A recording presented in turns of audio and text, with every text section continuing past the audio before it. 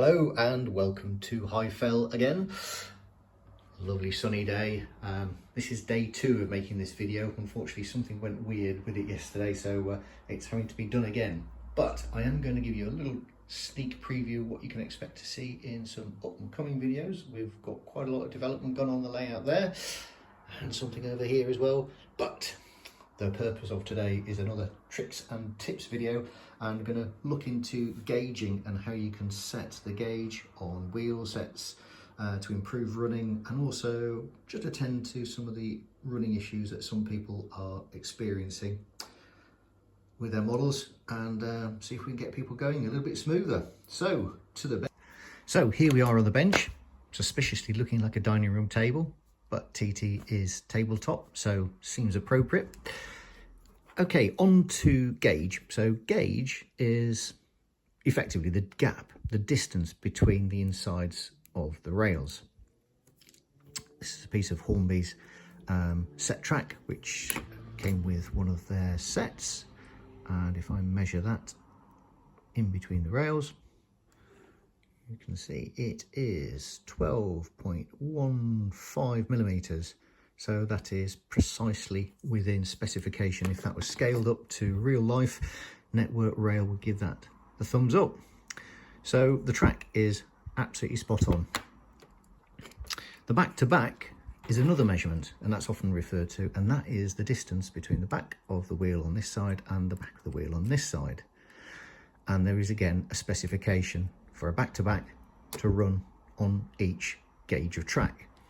The NMRA, so that's the National Model Railroaders Association, which is an American organisation, but they have set a lot of the specifications for model railways around the world, including things like within DCC, and also track specification and couplings and things like that. They list a range of figures for TT120, like they do with all the other gauges as well. So the manufacturers have opted for 10.2 millimeters back to back to work with the TT120 track. However, if you look on the NMRA specification sheet, it has what's called a target gauge or back to back, which is 10.5 millimeters. So why have the manufacturers gone for a lower specification, or a lower number rather? Well, the reason is quite simply to allow vehicles to go around corners, and I'm going to show you with a piece of paper why it makes a difference. So on the edge of a piece of paper, I'm going to show you what's going on. So I've just pressed on over the track, and that's just left some indentations, and using these wagons I'm going to show the difference that it makes with the different wheelbase vehicles. So this is a TT120 vent van from Hornby. This is one of their excellent TTA tankers. I'll mark that one there. And this is another Hornby group product, but on Arnold brand. And this is one of the ferry vans. That's the longest wheelbase or fixed wheelbase vehicle that I've got. And then what I'm going to do is I'm going to join the lines, and if anybody remembers their maths or has done engineering, you will know that these are called chords. So we've got a visualization of what's actually happening with the wheelbase on the vehicle as it's going around the corner. That was a radius 3 curve, so not a particularly tight curve.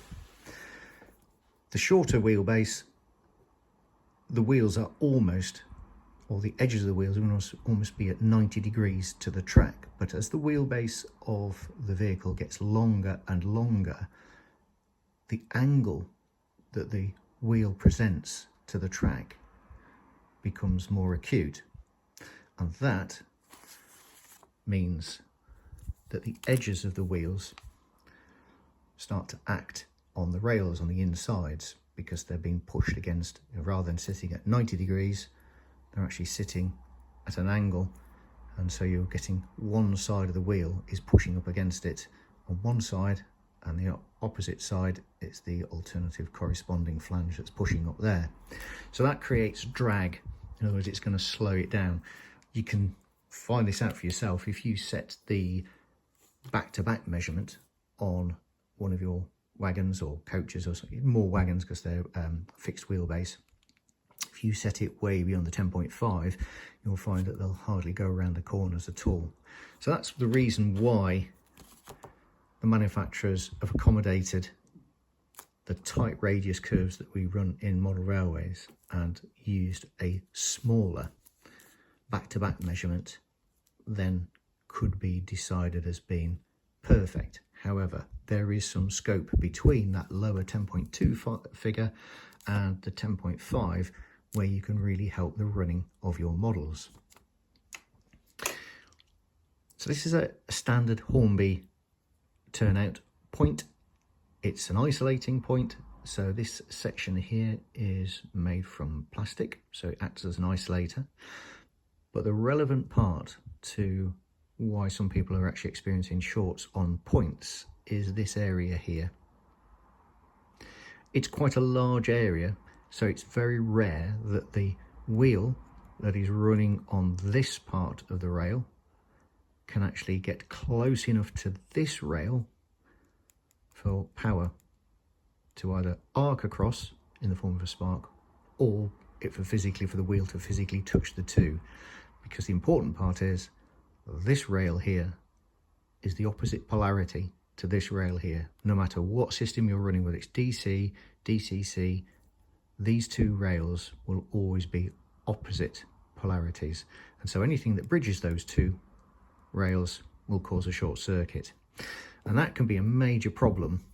First of all, it's not necessarily going to damage your locos or anything like that, because they all have very good cutout protection, both in decoders and the correct power supplies, providing you're running those. But the big problem becomes if you're running DCC, the decoder needs to restart. Depending on the decoder, some are a little bit slow, but I find the HM7000 ones and Zimmo ones very, very quick, and they're usually online almost instantaneously. The big issue comes if you're running something like the Bluetooth system, and that becomes a problem because not only does power have to be restored, but also the Bluetooth then needs to reconnect to the system and start receiving messages to tell the decoder what to do. Generally, most people are not having problems on the Hornby point, but it is something to be aware of. The problem is not the point, the problem is the rolling stock, or the locomotives, remember. It does become a bit more of a problem if you're using the Pico track, which is a much finer scale. You can see everything is much finer. Also, the section here, this metal frog, which is great because this is what's called a unifrog, so it can either be no power to here at all, in which case it acts like a dead frog, like this insulating point here, or you can actually have this powered, and that increases the amount of available connectivity for wheels as they pass over. This is not the problem. The problem is just slightly beyond. It has got a tiny piece of plastic here which acts as the isolator, and there's another one there. But the reason why it's problematic here is because this rail is in very close proximity to this rail. And if the gauge on your rolling stock or locomotives is not set correctly, it can be close enough to allow an arc to jump across. As I mentioned before, you can't have anything between this rail and this rail, otherwise it will cause a short circuit. And I'm going to show you how changing the gauge, increasing it, can eliminate this problem. It might seem counterintuitive because here you have a check rail, and at first you might think that if the gauge is slightly narrower, that's going to pull the wheel over this way because it has to run down the inside here. That's not necessarily the case, because if it goes too narrow, it won't go through either of those and it'll just derail. But if it's not wide enough, something curious happens, and I'm going to show you why. It's the shape of the wheels, and it's not a bad thing, it's actually a very good thing. And with the aid of a piece of paper and some fine drawing, I'm about to show you. So here we are, my diagrams. I know you're highly impressed. So this is an exaggerated cross-section of what the wheel looks like. You'll notice it's not flat, it's conical shaped. And this mirrors what it does on the real railway. And there's a reason why it does this on a real railway. And when the gauge and the back-to-back is set correctly, in normal running, the wheel will run approximately sort of central on the tyre. This being the tyre, this is the axle, that's the flange, and these are the rails. Because this is all one fixed unit, these wheels will not rotate independently, and because on a railway track you've got an inner and an outer rail, on a curve this rail is shorter than this rail. So if this was our inside wheel, that would have to travel less distance than this one. Otherwise, this wheel would try spinning and damaging the rail surface, or this one would start dragging, acting like a brake, because it's been held back by this one. And that also would damage the rail surface. And in extreme circumstances, both those features can actually lead to bouncing and derailment. So, by using conical wheels, first of all, they're self-centering at speed, which is very useful. And also, when the train starts to go around a corner, this is now the outside edge. The vehicle has been pushed so that the rail is now running on the larger diameter section of the wheel or the tyre, and the inner wheel is running on the narrower section, and that is sufficient to cause differential effect and allow this wheel to travel a shorter distance than this one while still being connected via a solid axle. All clever stuff. The advantage on a model railway is obviously the same. However, this is kind of a schematic of what it's like when the wheel is near the points. So where the two sections of rail are very close together, in cross section I've drawn them here. You can also see this is actually quite a wide tyre, and if you look on a model railway vehicle, particularly on these TTA tank wagons, this is actually quite a wide tyre. I've reduced the amount of the conical effect because I've exaggerated it here so you'd understand quite what we're looking at. It's quite hard to see. So if this is set to a fairly narrow back-to-back, this is over here and this flange is quite away from the rail.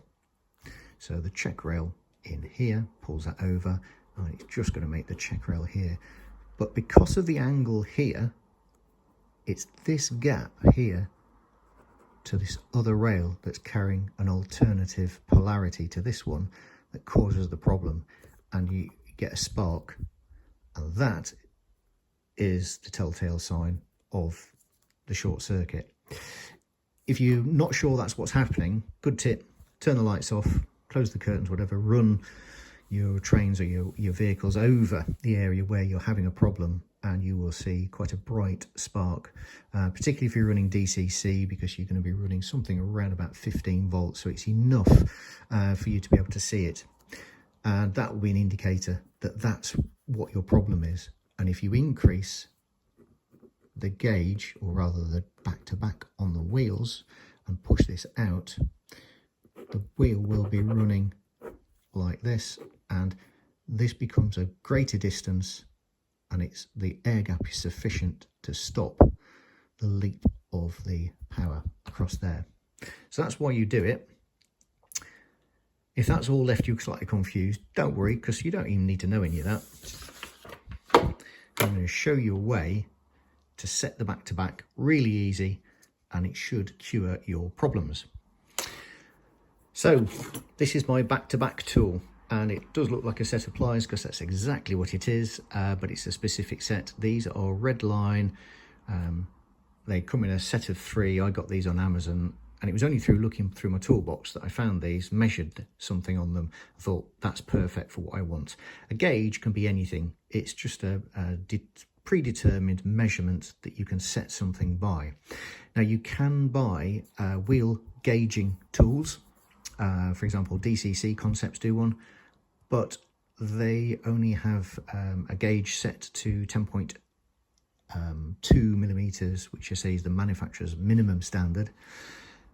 And so that's fine if that's what you want to set it to, but if you want to eliminate the problem and increase the back-to-back measurement to get rid of this issue, then you need something larger. And I just found this was very handy.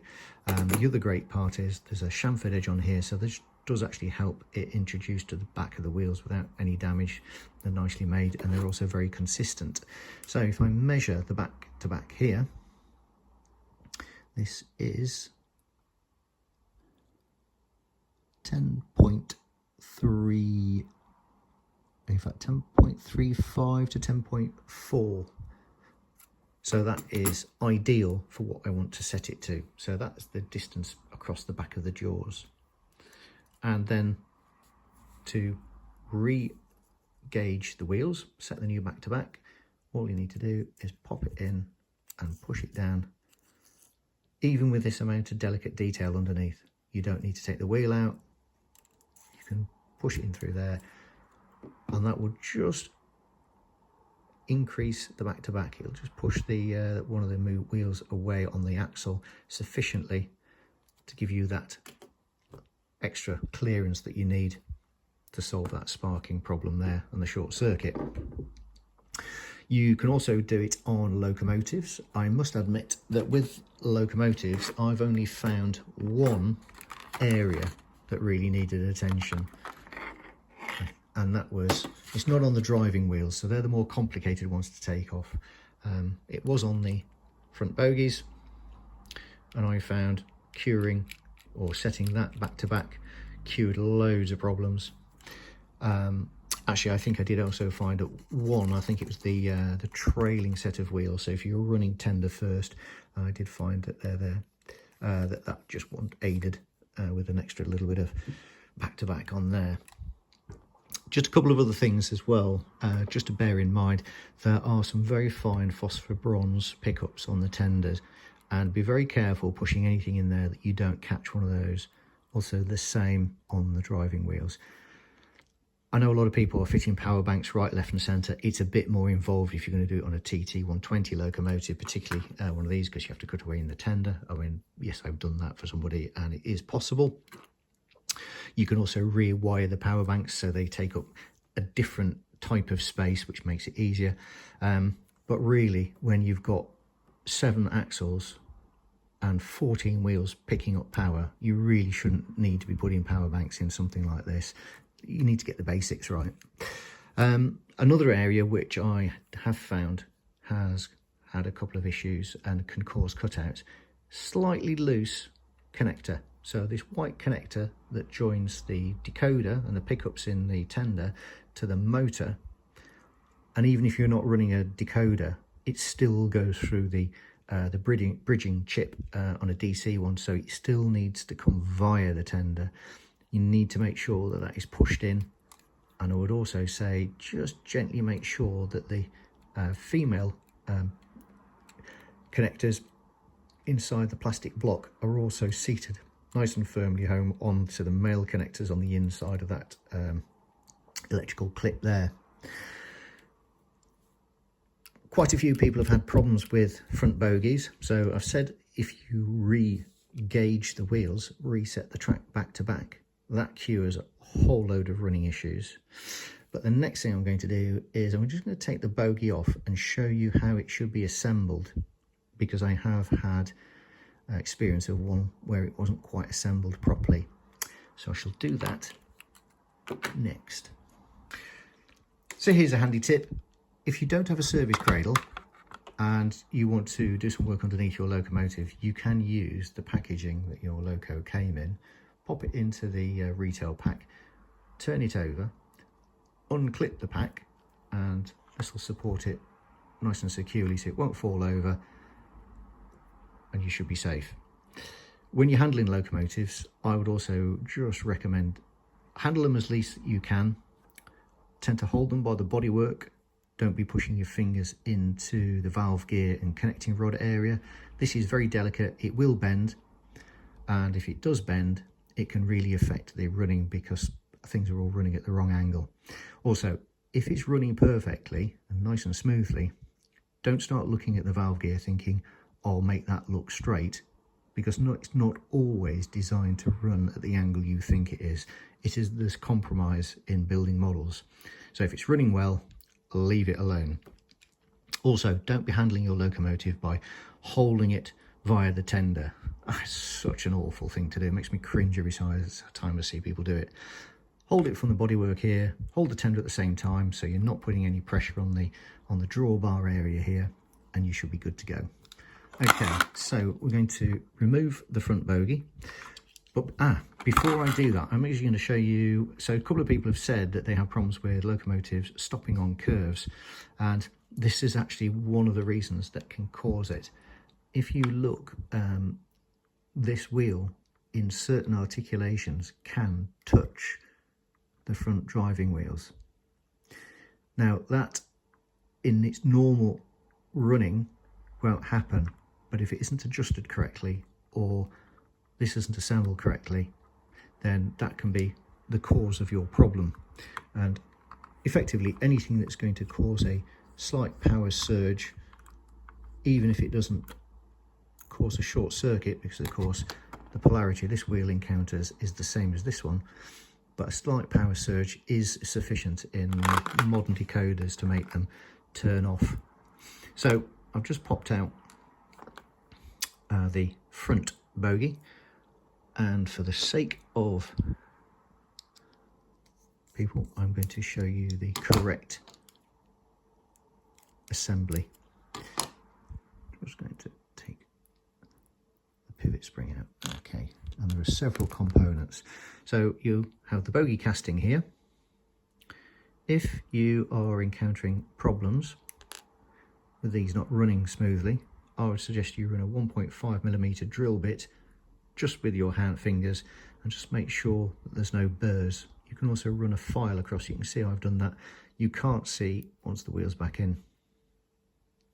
Just make sure there's nothing acting on the wheels there, and so you've got a nice smooth running wheel.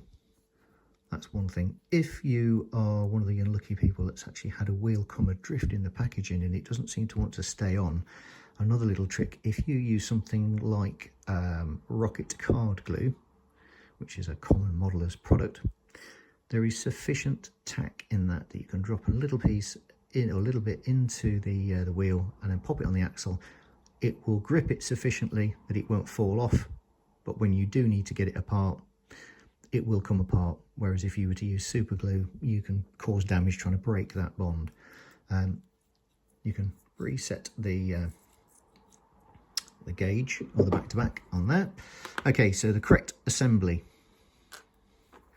Here is the casting. There is the hex cutout for the captive nut, and that will go in there like that. The next part of the assembly is this spring, which I'm just going to pick it up with this and bring it closer. You can see this is conical. The larger diameter end of the spring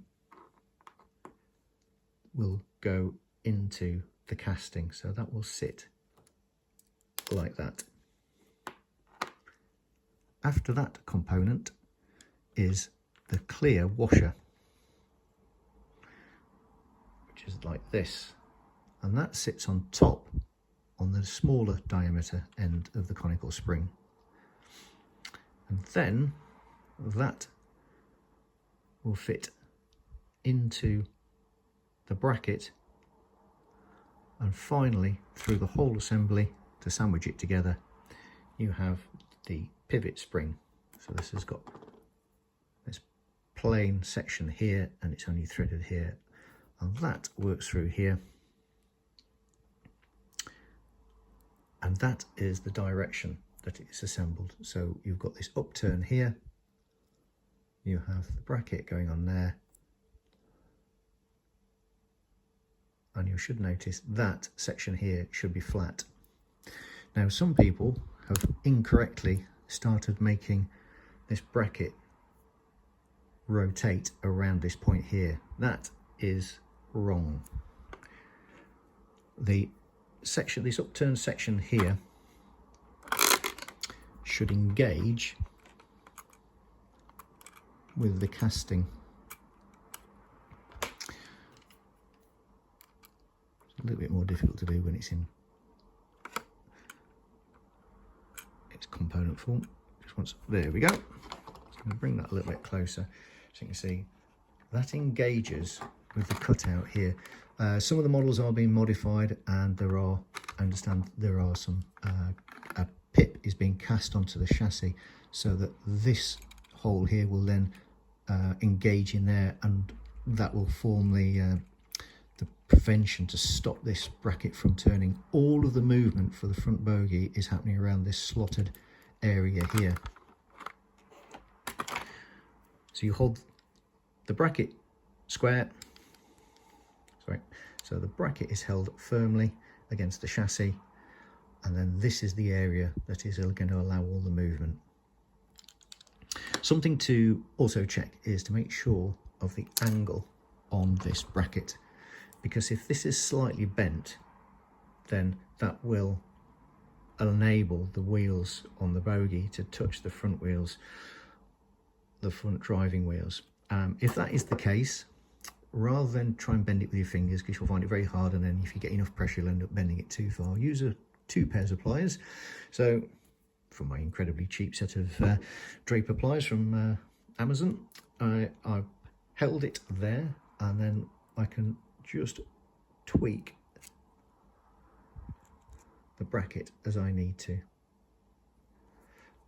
The idea being, what you want to prevent is it bending the bracket around this hole here, because that's where it's going to be weaker, and if you do it too much you are going to bend it. So I've actually put an excessive bend on there, so if I held that flat you can see that's not actually running correctly. So in order to get it right, I'm going to hold that one there. I'm going to hold it where the bend is incorrect.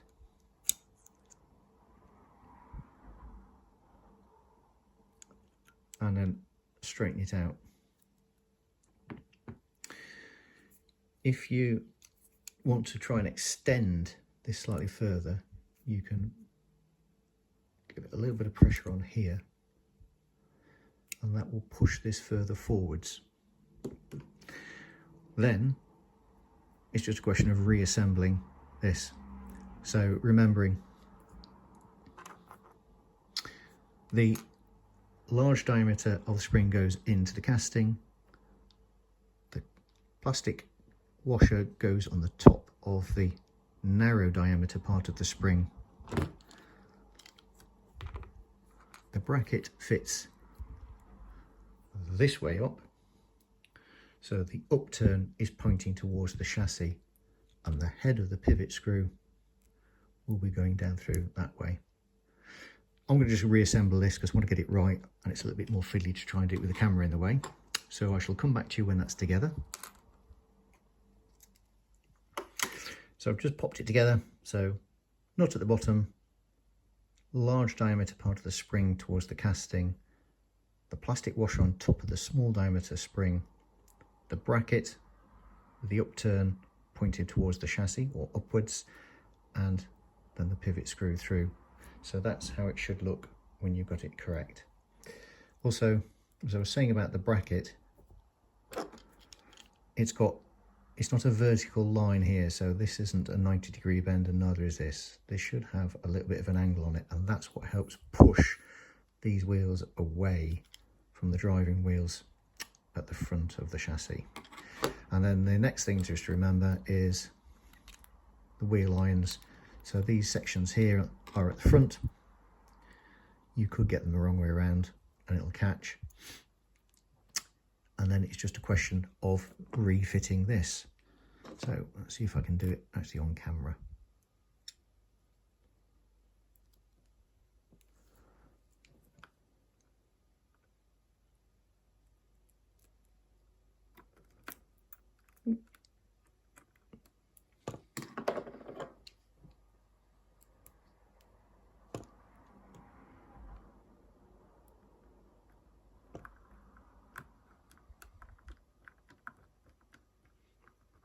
when you're putting any of these screws in, remember the threads are very, very fine, and the trick is to make sure that you hardly put any pressure on the screwdriver, almost the weight of it, and then just turning.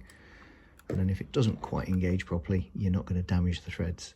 So the other thing that's worth doing is, as you are attaching that bracket, pull the bogie slightly forwards, because the hole is slightly oversized, it's a little bit bigger, and again that will just give you that extra bit of space and stop these wheels from touching there.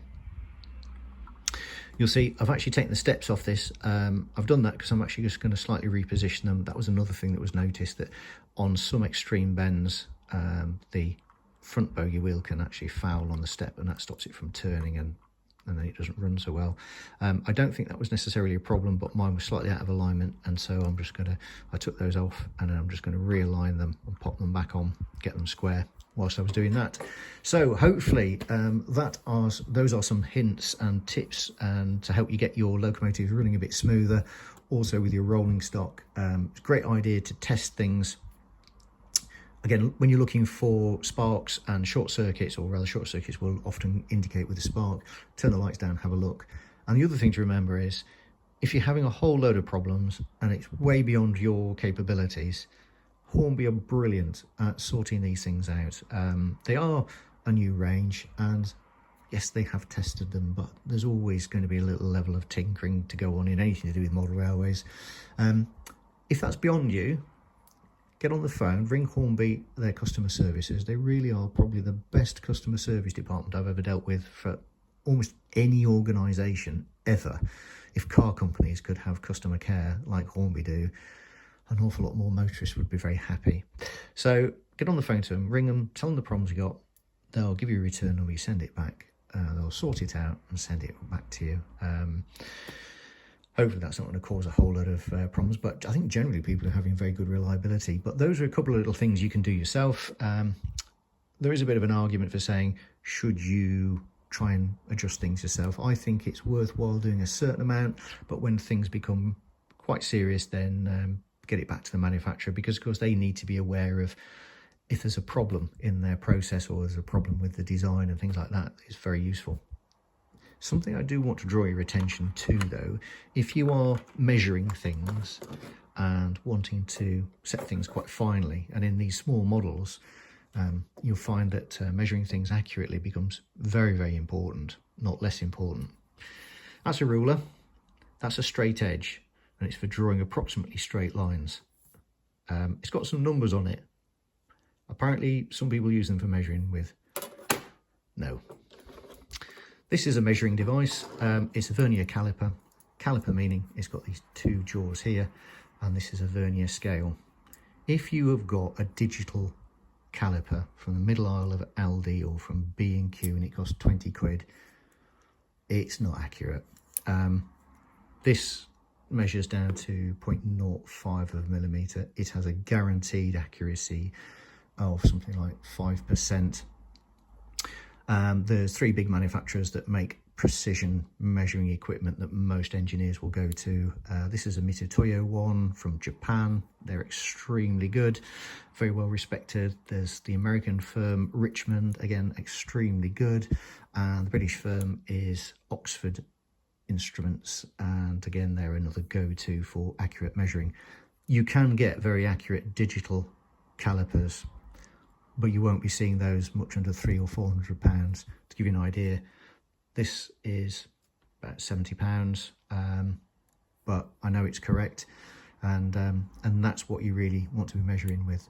If you're using a digital one, it might be all right for doing carpet, but if you're serious about getting measurements correct and want some accuracy and consistency, I would say get this. Although in the majority of times, if someone like me has already measured something, then you won't need to. It's not a must. Good tools, but particularly when you're measuring something, if you're going to measure something and be accurate about it, you get the right gear. Okay, right, that's my little rant over. That's the engineers person. In fact, jokingly, we sometimes even only call these verniers rather than verniers, because there are other ways of measuring things. If you're going to measure anything tubular, you want to be using micrometers and things like that. Anyway, So that's the end of this little tips and tricks. I hope that people find it useful and not too baffling. And you might have actually got some other ideas about bits and pieces along the way. I shall do something else. I think next time I'm going to show you what I've been doing on the layout. But for now, keep safe and happy modelling.